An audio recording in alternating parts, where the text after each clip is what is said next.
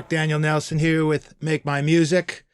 This week I have a neat little video talking about how to get the most out of your background vocals. In the past, I've done a video on background vocals talking about sidechaining the S's from the lead vocal, tapping into the bus of the background vocals. But today, I'm going to show you the real secrets, the real special sauce, the real deal tricks to get those backgrounds up with the main lead vocal, but not sounding harsh and not stepping on the lead vocal. This was an accident I came across 11 years or so ago when I was mixing a song. I was putting on a plugin and it did the opposite of what I wanted it to do.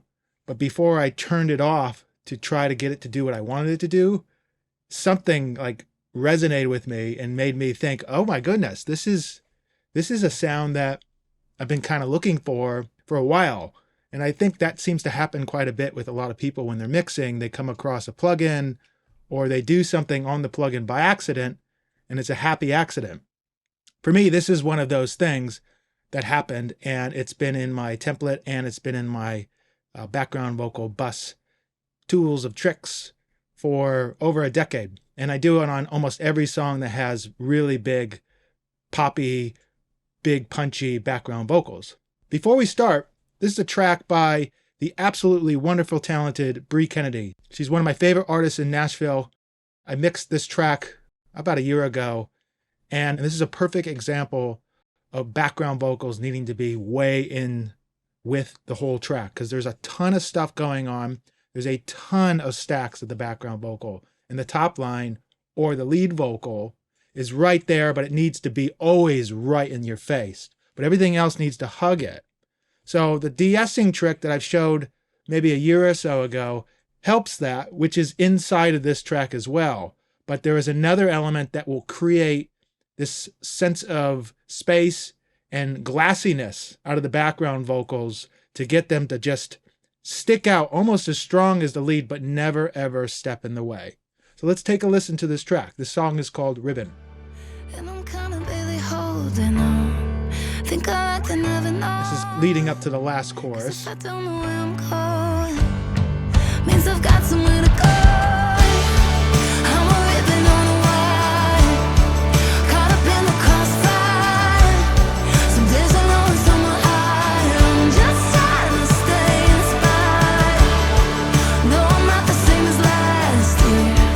Then I let myself be happier. Let go and I got a little lighter. I'm sold, I'm a ribbon on a wire.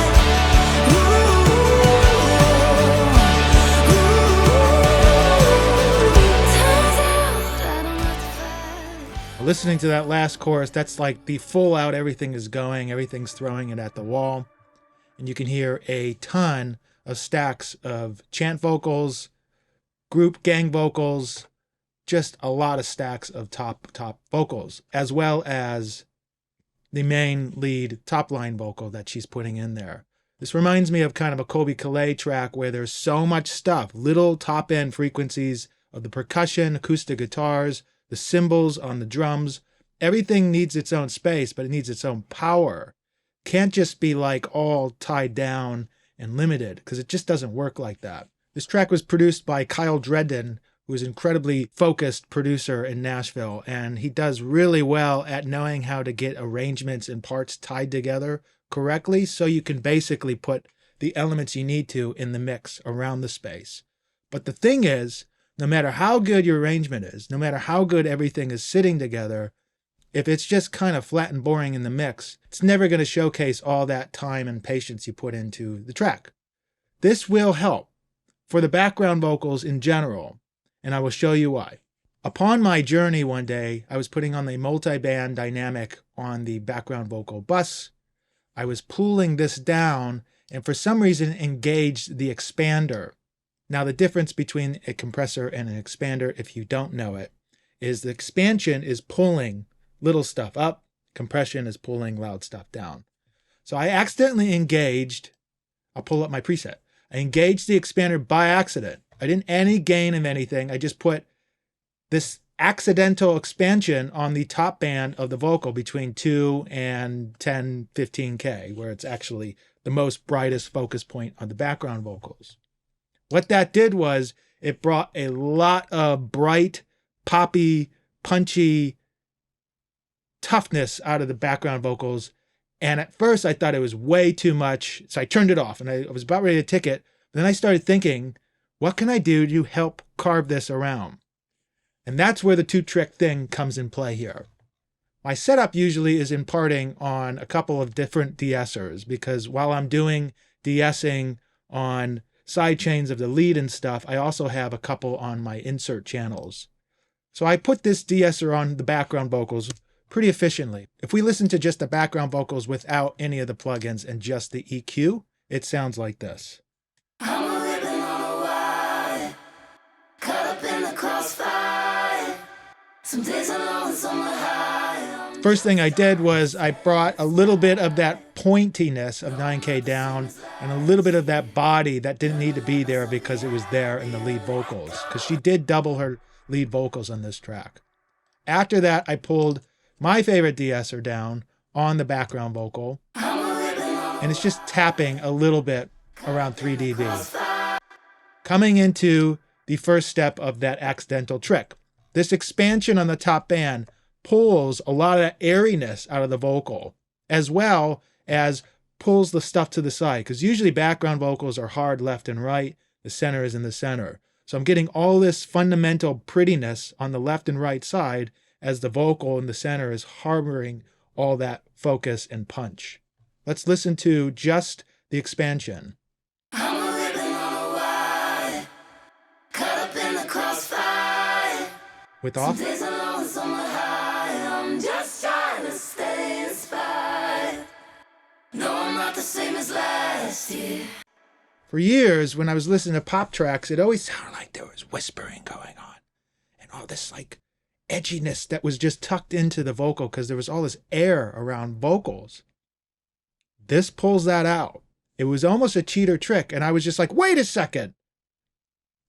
That's the sound. It made my day, and it instantly went in my template. I labeled it background vocals lift, and everything was dandy until I came across a couple tracks that were a little too pokey. And then, of course, like everything, you have to find ways to supplement the trick a little more. That's when the MJUC trusty compressor came into play. And what this is doing, I have the sidechain on all the way up to around 400. And this is just tapping down those areas of that top band frequency. There's gain in this as well. Some days are low and some are high. I'm just trying to stay inspired. No, I'm not the same as last year. And to tie everything together, I have the de-esser. This is the final de-esser on this channel. That's, again, just pulling a little bit down on the focus point I have here between 10 and 14. I'm a living on a wire, caught up in the crossfire.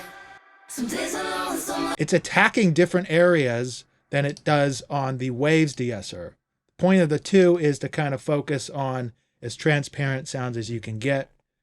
And this seems to be a really cool trick. But the two-parter here is essentially the multi-band, the expander, and then the MJUC with the sidechain tucking that down. So let's listen again to the last chorus without that effect of the expansion or the compressor and hear what that sounds like. Means I've got somewhere to go. I'm a ribbon on a wire, caught up in the crossfire. Some days are low and some are high. Again, doesn't sound bad. It just is not doing what I wanted it to do and what I've heard on these really great pop records of the last 15 years. All this air. When I got a little light, I'm sold. I'm a ribbon on a wire. Ooh. So again, let's pull in the expansion and then just the tickle of the tuck of the MJUC and listen to this engage.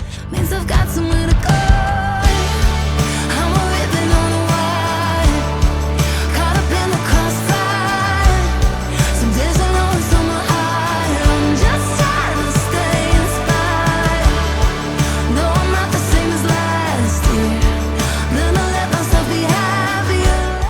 the S's don't step on each other now. Now, obviously, there's a couple levels of de-essing happening here, but in general, it's pulling all the S's into this clean space. There's times where just sometimes things just don't click, and you work hard to try to achieve these sounds, and then in your head, you can't find it, and you keep going, and you're fighting, and then one day, you accidentally find it by accident. This was one of those. In general, always be careful, because not always do these tricks work and apply to everything you do. I probably wouldn't put this on a lighter track with nice background vocals, but a song that has a lot of tracks and a lot of energy, and that needs a lot of air and space around things so you can hear every element, this works really, really good. That's it in a nutshell. I wish you guys a great week and happy mixing.